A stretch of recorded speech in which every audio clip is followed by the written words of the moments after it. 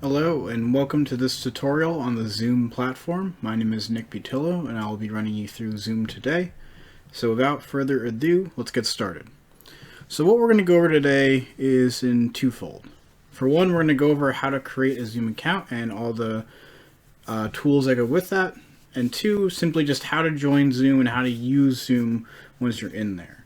So we're going to do that in that order. So first we'll start with a Zoom account. To go to Zoom, simply choose a web browser of your choice, whether it's Google Chrome, Microsoft Edge, Safari, Firefox, whatever you prefer. I'm going to use Google Chrome. All you have to do is go up to your address bar up here, make sure you click in there so the little cursor is clicking, and just type in Zoom, Z-O-O-M. Now this is the website right here, but just to show you how easy it is to get to it, just simply Google search it. And you'll find that Zoom is the first thing that comes up. It should say zoom.us right up here in the corner. Okay, so this is Zoom. This is the home page of Zoom, if you will. And what we want to do from here is sign up for a free account. So all you need to do that is simply go to this orange button, sign up, it's free, all nice and good there. You'll put in your birthday. I'm just going to put in a random one here just to keep things moving here. Click continue, and then you'll put in your email, or you can choose to sign up through another means like Google or Facebook, whatever you find easiest. After that, it's going to probably send you some sort of verification, especially if you did it through email. It should send you a email verification link, and then you have your Zoom account. I won't continue any further with this part here because I do have a Zoom account already, so I'm just going to sign in right here.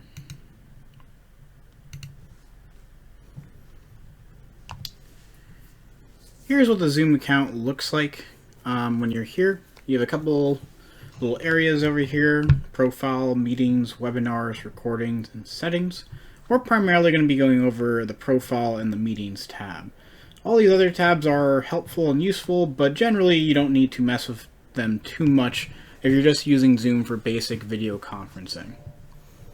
So your profile tab is right here. It's just like many other profiles you may have had on different accounts. You can change your name, you got a little avatar photo here. Your personal meeting ID refers to the sort of address, if you will, for your meetings. That's this number right here.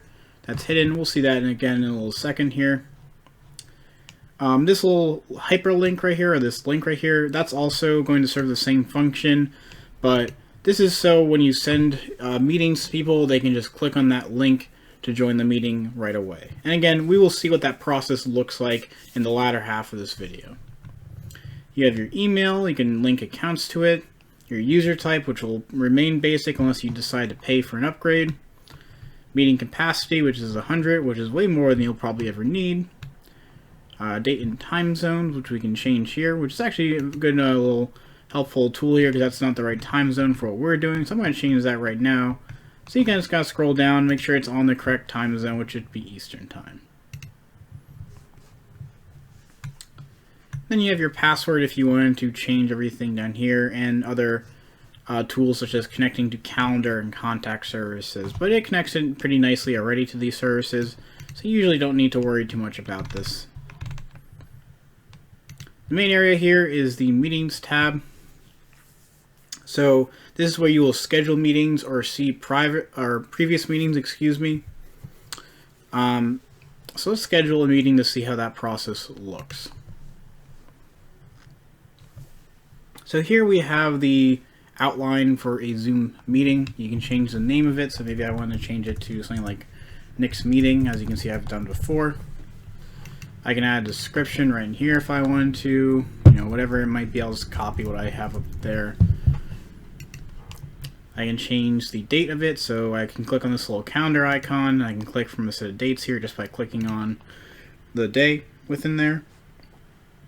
I can change the time, what time I want it to be, the part of the day I want it to be in. And then there's duration. I always like to pause here just to talk about duration. So you'll see this little orange box here that's saying your Zoom Basic plan has a 40-minute time limit on all meetings with 3 or more participants. So Zoom is a free service, but there are paid options to it if you wanted to use it. Many businesses and organizations typically use a Zoom Pro account to take advantage of these tools. But for general use, it's not something that I think is ultimately needed. And what that little disclaimer there means that if you are in a meeting with 2 other people, so maybe you made a meeting and invited 2 other people to join, that meeting will have a 40-minute time limit. So once 40 minutes is up, it will typically kick you out of the meeting. Now that being said, don't worry too much about that. Don't go jump the gun and buy a Zoom Pro account, because all you need to do when that happens is simply go back to the link that got you into the meeting, click that again, and you'll all be able to join up again for another 40 minutes. So just keep that in the back of your mind, that if you are doing a meeting with 2 or more people, it will have a 40-minute time limit. If you're meeting with only 1 other person, that meeting will have an unlimited time limit until a 3rd person joins. So with that being said, duration I generally don't change unless I know it's going to be a one-to-one meeting, because there really is not much of a point to change it since there is a 40-minute time limit on it regardless. Here, if we wanted to change the time zone for some reason, we can change that right here again. We can set up recurring meetings if we wanted to, so you can make it recur daily, weekly, monthly, whenever, doesn't really matter. You choose when to repeat it, once every day, once every 2 days, so on and so forth. An end date and a current date. If you've used Outlook in the past, it's going to work very similar to how Outlook sets up its recurring meetings. Here's that meeting ID we talked about. So you do have a personal ID, which we saw in the profile. This is used to gain access to meetings. So, for example, if I set up a meeting and I say, hey, use this access and join the meeting if you so wish, as opposed to sending out an invitation directly to people, all they would need is that access code and this password down here that's linked to this meeting. Typically, I keep it generate automatically, but again, in most cases, you're likely sending out invitations anyway to meetings, so you won't really need a direct access code or a direct password or anything. Passwords on that note cannot be changed, or cannot be undone, I should say. They can be changed in here, of course, but you do have to have a password regardless of whether you're using it or not. Zoom is very cautious of its users and making sure they're all okay and good to go. So we want to be very careful of that. Under video, you can choose whether to have video on or off for the host. So you can see if you hover over any of these icons, it'll show you what it means. But this means that you're going to have your video on when you start. This means that you're going to have your participants' video on when you start. You can always change this to off if you want to give them the option to choose whether to have their video on or not. That's really just up to you. In other meeting options, we have 4 other options here. So let's say you are hosting a meeting and you might be late. You might want to click Enable Join Before Host. So that means that your participants can go into the meeting and talk amongst one another before you actually get there. You can have the option to mute participants upon their entry to the meeting, especially if you have something to say and you want to not have a lot of background noise. You can choose to mute participants once they get into the meeting. If you're not having this option clicked and you want them to have a little waiting room type thing, you can enable this option. This makes it so that when someone joins your meeting, they'll be met with a screen that says the meeting will start when the host arrives, so you can have that all then and there. And then if you did want to record the meeting to your computer, you can have that set as well right then and there. Those are all the basic options. You'll find that you'll have a sort of default set of options you typically like to keep to. And once you are ready with these options, you can click Save. Now Save will bring you to this next little window here, and it's just showing you all the stuff you went through, sort of like a review screen, if you will. The main thing I want to point out here is this little part here. You can add it to any one of these kinds of calendars, whether it be Google calendars, Outlook calendars, Yahoo calendars, all that fun stuff.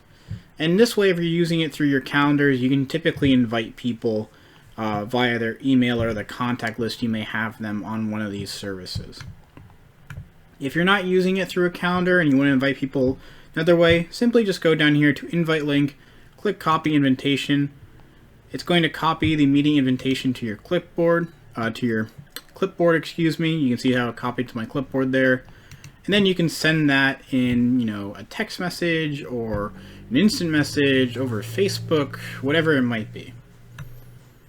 And that's the main parts of Zoom that I like to go over, at least on the account side. Now let's say you're not going to create an account, you just know that you might encounter Zoom maybe for interviews or for meetings with other organizations or for work in the future maybe, and you just want to know how to join meetings and how Zoom looks and works. Well, let's do it that way then. So let me go to an email I set up here and go right into my email. So prior to this recording, I did set up another meeting and I sent it to myself. So let's say you do get an email about a meeting and he says, you know, I got invited to a meeting here. It's going to give you a little option to say yes or no, so you can let them know ahead of time if you plan on joining. But also the way to get into the meeting is simply by clicking this link here. Clicking this link here will cause this little browse thing to open. As it says here, if this window doesn't prompt for you, just simply click this little link here. But the window did prompt for me and I can just open Zoom. So now you can probably see me. You always want to click join with computer audio, open up this box fully, adjust your monitor so they can see your face and not your forehead. Hello everyone. So this is Zoom, and now we can see Zoom in all its glory. I'm going to go over some of the options available on Zoom. For one, if you double click, it's going to take up the entirety of your screen. And if you double click again, it's going to go back so you can see some of your other items like your taskbar and all that fun stuff there. I'm going to go back to that full screen mode. You can mute yourself here. So clicking this will mute your audio so anyone in this meeting can't mute. If you only want to talk temporarily, you can see you can press and hold the space key to unmute yourself. Then you'll see that little icon pop up and the little mute icon goes away down here. You can also stop your video. So let's say you have to turn away and do something real quick and you don't want your meeting participants to see what you're doing. You can simply just stop video. It's not going to show you. It's just going to show you your name, whatever you decide to put in there. You have the participants thing here so you can see who's actually in the meeting. You have the chat box. So maybe if you're in a muted meeting or you want to send something to someone specific or add a file in here, you can simply just type it in here and add a little message. And you can send this to everyone, or if there are other people in this meeting, their names will pop up here and you can send it to specific people in the meeting. You could record it for your own purposes if you would like to. And then you can have these little reactions, which are sort of just emoji things that will pop up in the corner of your screen there for your meeting. So again, maybe if you're muted and you want to show sort of some praise without talking, without interrupting, you can do that right then and there as well. That's the Zoom client getting into it. So you can also end your meeting and just leave the meeting if you wanted to, which is also helpful. And that's how to join through an email like we saw here. But let's say you didn't get a Zoom email. Maybe there's just a general Zoom meeting you wanted to join. How can you do that? Well, let's say I didn't have this link right here. This link we see here, let's say I didn't have that and I only had the meeting ID and the password. How can I possibly join this meeting without that link? Well, if we go back to our Zoom account here, or even just to the Zoom platform, and I'll even sign out to show you what I mean. I can go back to my account. I can click my icon here, I can sign out. Now I'm just on Zoom, I'm not signed into anything. Can I still join a meeting? Well, yeah, of course. We click here, join a meeting. And it's going to ask you for the meeting ID or the personal link name. So the meeting ID is this number down here that gets sent with the invite. So you can either take a look at that and type it in, or you can simply highlight it like I just did by clicking your left click on your mouse, dragging that and holding and dragging that across, right clicking that, copying that, going back over to your tab, right clicking again and clicking paste. Then I can click join. It's going to go through the same process again. I'll click open Zoom again. And you can see I'm back right in Zoom. Now, if someone who set up this meeting required the password, it will prompt you to give the password right here. Just be mindful of that. And in a nutshell, that is Zoom. So I really hoped this meeting helped you out, or excuse me, this tutorial helped you out for Zoom meetings. on how to understand them if you were unaware of them before, unsure of them before. And I hope you take advantage of the platform, especially in this time of social distancing. So other than that, I want to thank you for listening to this recording today. I hope, again, it was helpful, and I hope you're staying safe and healthy. And as I like to end all my recordings with, keep on keeping on, everyone.